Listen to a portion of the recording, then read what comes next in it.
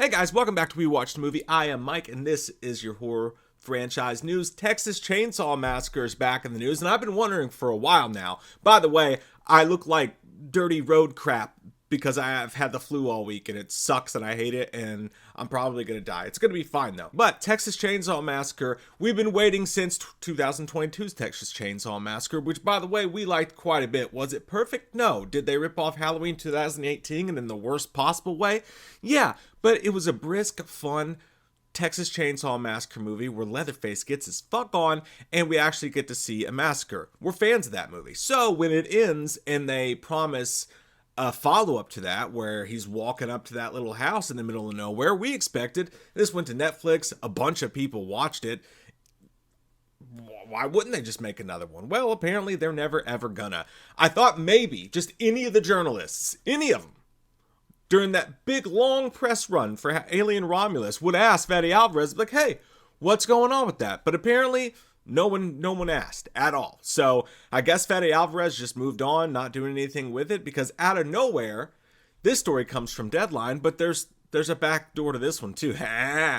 There's a back door to this one too. But no, so Texas Chainsaw Massacre Deadline says that they have it on good authority that showing interest in reviving the franchise is filmmaker / scribe JT Mullner, who just did, along with producer Roy Lee, Strange Darling, which is a Kyle Gallner movie that was dope as shit.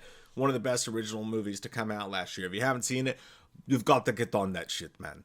But great film, and that they're interested in it. And if he gets his script together, word on the street is that Glenn fucking Powell wants to read the script and maybe have something to do with it. Maybe play one of the characters in the script. So that's weird. Like Glenn Powell, that makes sense. He's got a country sort of vibe to him, you know. He was just in Twister. So now whether he be one of the brothers, you know, it's hard to imagine him hitting some lady with a broom in his car while he's got her in a potato sack or eating human beings and shit like that. I would imagine he'd probably be one of the victim / hero characters, final boy, what have you, but you never ever know. I mean, we saw what Matthew McConaughey did with one of those roles back in the day, and that shit was fucking wily, man. But either way, they say that that's what's going on with it.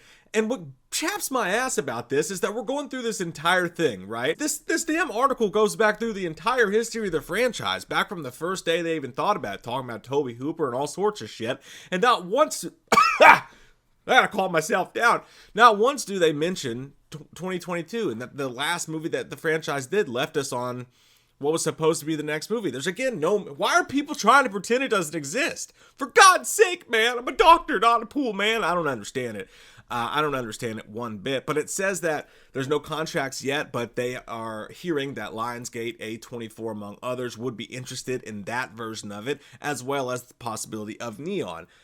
This is a weird article from Deadline, right? It kind of seems like it's one of those rumor type of video or type of stories, and they're just kind of, they're taking carte blanche with some of this stuff and kind of running away with it. Like, yeah, of course, one of those 10 studios you mentioned that does nothing but horror films would be interested in this. It's kind of a weird article, made even weirder by the fact that JT Mullner tweeted himself, "Don't believe everything that you read." And if you look at the responses to it, he doesn't say much, but he pretty much makes it clear that this is the story that he's talking about. Now, this could be just a John Cena type of thing going on here. It could be some trickery for whatever reason, but if I had to guess, I would say that yes, it's part true, not all the way true in the way that they put it. And he took some umbrage with that.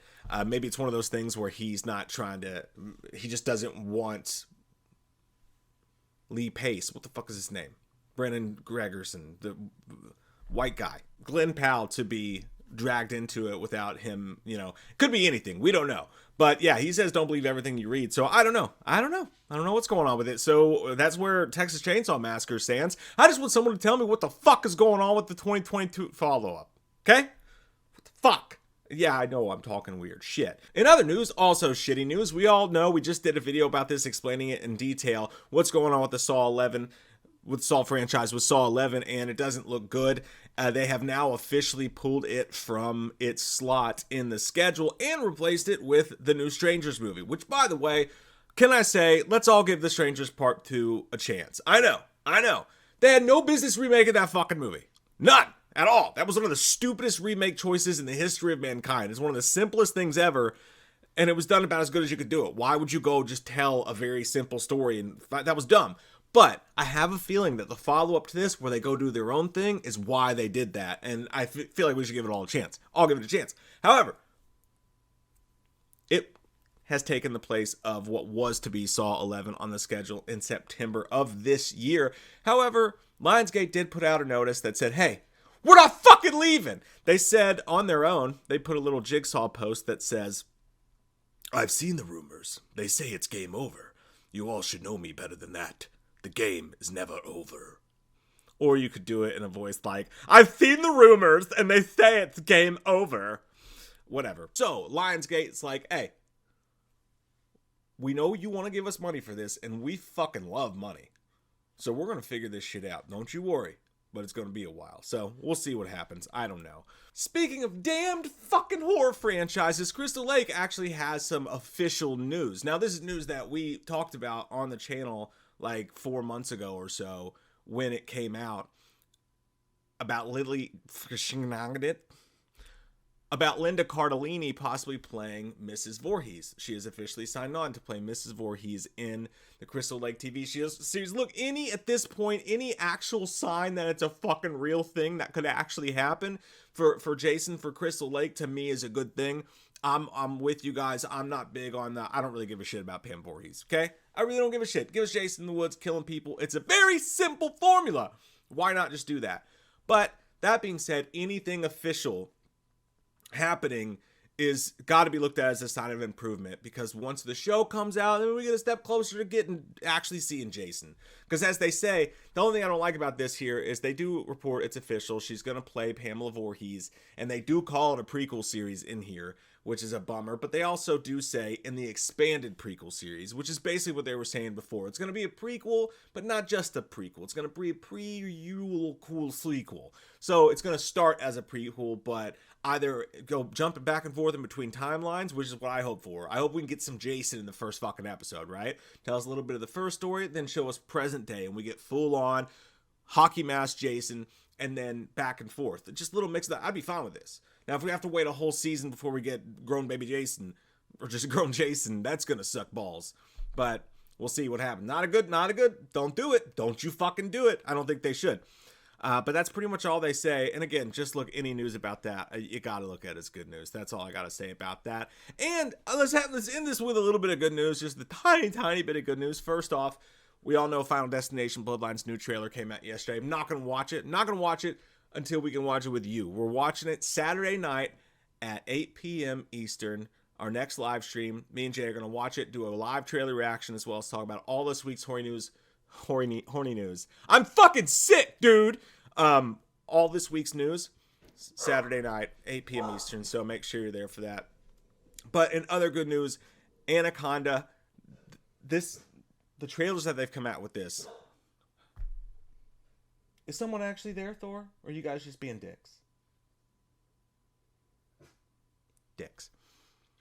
Anaconda. So Jack Black has said that it's not just a comedy movie. We're a little confused about this because it's Jack Black, Paul Rudd, and Steve Zahn, who I fucking love Steve Zahn, and obviously Paul Rudd's great. So I used to like Jack Black a lot more than I do these days. It seems like he's just playing a caricature of himself now. It's weird, but who knows? Maybe being in an R-rated comedy will bring out old Tenacious D Jack Black again. That would be cool. But yeah, so what we've seen about this, it looks like it's going to be an R-rated comedy, which is cool. But we all wondered, like, how horrific is it going to be? Is it going to be serious at all, or is it going to be a pure comedy, just making fun of it? And he does say here that it's a lot funnier than the original, but it does have a lot of the original vibes in terms of the scary parts. It's a horror film for real, but it's also got some clowning for sure. So I find that to be good news. I'm very excited about this new Anaconda movie, and I have broken out into a sweat once again in my nether regions. I'm going to go take another bath. I love your fucking faces. Join us Saturday night at 8 p.m. where I won't be dying inside. What are you going to do on October 31st? What are you going to do on October 31st? Here comes that white-faced fucker, an asshole like no other. He's a big old piece of shit. Wants to stab your sister's tits cause he's a white-faced fucker. Loomis can't recover. Dr. Challenge drunk again. Sleeping with your sister's friends. Do you want to know about the darkness? I said, God damn. God damn you, faggot! I said, God damn. A lot of people don't know the darkness that goes inside their hearts. I said, God damn. God damn you, Michael!